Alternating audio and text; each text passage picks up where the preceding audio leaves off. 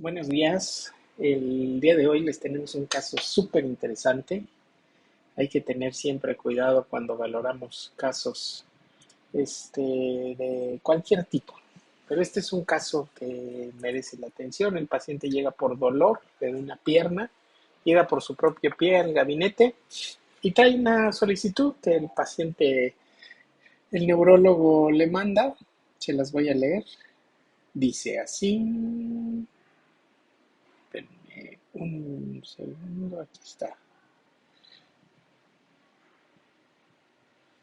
El médico lo manda por monoparesia de miembro pélvico derecho, probable hematoma epidural. No ponen ningún otro antecedente. El paciente dice el motivo por el cual no puedo mover la pierna muy bien, me duele mucho al moverlo. Y bueno, empiezo a revisar el estudio. Se lo mandaron simple y contrastado, afortunadamente.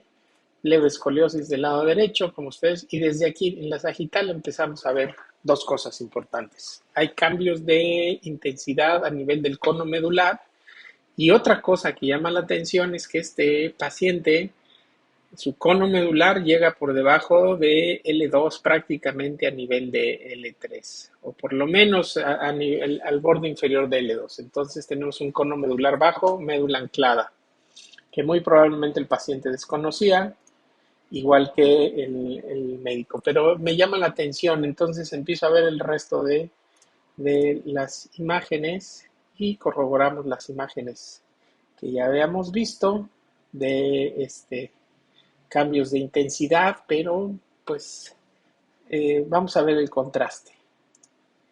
Y obviamente aquí en el contraste observamos una marcada reforzamiento de leptomeningio y sobre todo de raíces nerviosas, que lo vamos a corroborar. Miren cómo hay un importante reforzamiento. Y entonces empezaba a elucubrar qué puede tener este paciente. Esto lo hemos visto, el reforzamiento de raíces nerviosas en pacientes con síndrome de neurona motora inferior y específicamente en Guillain-Barré. Dije, vamos a ver, pero lo que no me quedaba claro era por qué los cambios de intensidad a nivel del cono medular. Y entonces empiezo a ver más su solicitud y este paciente refiere que ha sido operado de apendicitis el 11 de septiembre del 2023, hace apenas 15 días.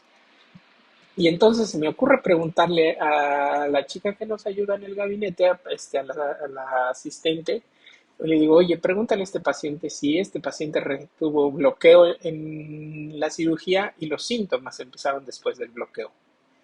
Y me confirma, efectivamente, el paciente tuvo los síntomas posterior a la cirugía y ha empezado con los dolores muy, muy intensos.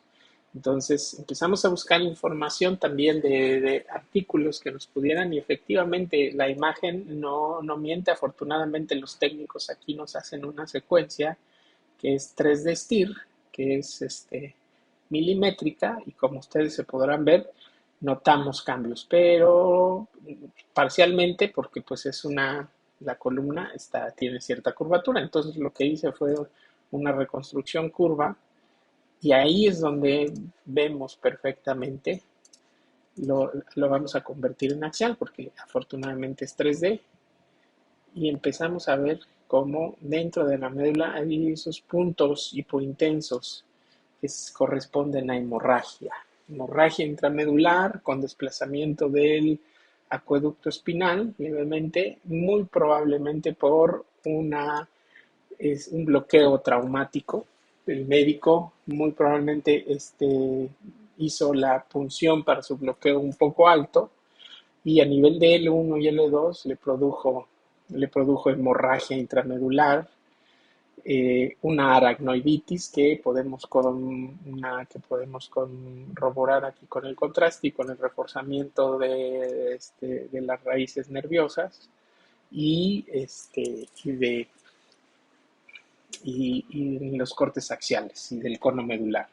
Aquí lo importante de este caso es las consecuencias que va a tener para el paciente, que muy probablemente sean poco recuperables si el paciente siga con los datos de dolor y alteraciones de la sensibilidad por la punción traumática que tuvo en el evento quirúrgico. Nadie se espera ese tipo de cosas en estos casos, pero siempre los anestesiólogos deben de tener mucho cuidado dónde hacer sus funciones y si un paciente cuesta trabajo, pues se puede detener el hacer el proceso o el procedimiento que están haciendo y debe de haber cuestiones de seguridad para ellos, porque si no los pacientes terminan con estas complicaciones graves de un bloqueo traumático que generó muchas lesiones para el paciente y muy probablemente sean secuelas para toda la vida del paciente. Así es que este caso, por eso se los quería mostrar, me pareció súper interesante y también todos los médicos radiólogos que vemos este tipo de estudios, pues hay que buscarle, no siempre todo es así lo más sencillo, siempre hay veces en que los casos requieren un poquito de más investigación como en este. ¿Sale? Muchas gracias. Luego los veo.